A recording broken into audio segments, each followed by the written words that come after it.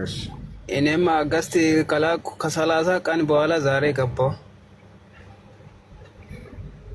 እሺ ነገ 31ኛው ቀን ላይ መልሰህ ትገባለህ ከይቅርታ ጋር። ምስጉኑ ጥያቄ አለ? ምስጉኑ ጥያቄ አለኝ። አሰላሙ አሌይኩም።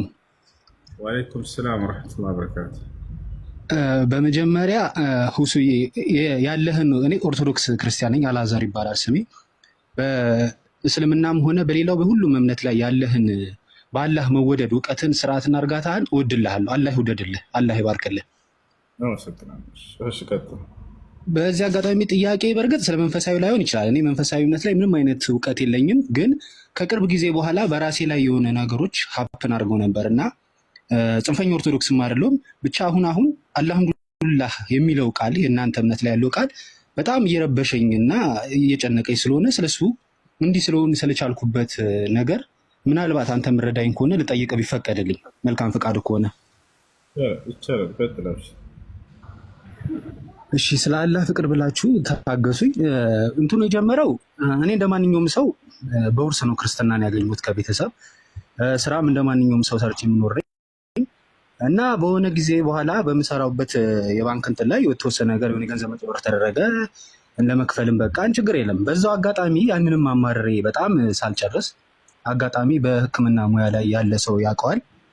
ሃይፕሲስ የሚባል ህመም ገጠመኝና ወደ ሕክምና ተኛውኝና እዛ በጣም በደስ በማይል ሁኔታ ሕክምና እያደረኩ እያለ በዛ ወቅት በየቀኑ በማያደርገው ድሬሲንግ ላይ በጣም አምላክንም ሆነ መላእክትን ማማረር ስራዬ ነበር እና ከአጠገቤ ስማቸውን ባላቀውም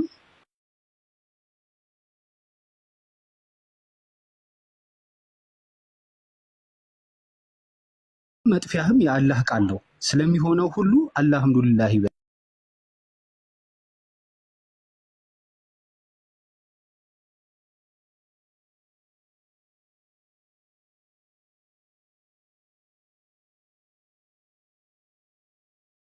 አስበሃል? 30 ዓመት የ30 ዓመት እስካሁን አዛውንት እስከሆን ድረስ በዚህ ሁሉ ችግር ትዝ ያላልኩት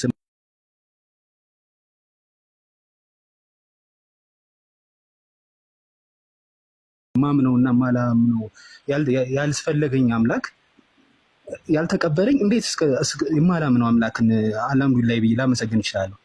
ብቻ ነጥቡ ከዚህ ወደ ባልገባኝ መልኩ ያችን ቃል ከሰማው ባልገባኝ መልኩ ያ ቃል በተደጋጋሚ አፌ ላይ